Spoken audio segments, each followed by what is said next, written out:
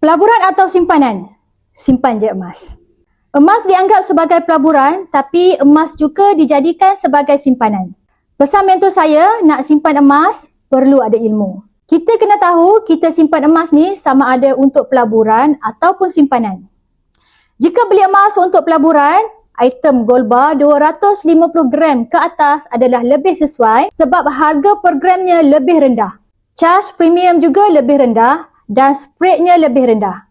Contohnya, kalau bajet beli emas cuma 1 gram, anggaplah ia sebagai tabungan, bukannya pelaburan. Menabung dulu dengan sabar sampai cukup 1 kilogram satu keluarga sebagai lifeboat ketika keluarga berada dalam kecemasan. Nak mudah dan murah, menabunglah melalui akaun emas cap. Menabung sikit-sikit dan letakkan target simpanan emas kita. Mula dulu serendah 100 di akaun emas cap di Public Gold. Jangan tunggu duit banyak baru nak mula. Simpan emas tapi mulakan dahulu. Walaupun dengan hanya 1 gram. Nak mulakan simpanan emas bersama dengan Public Gold?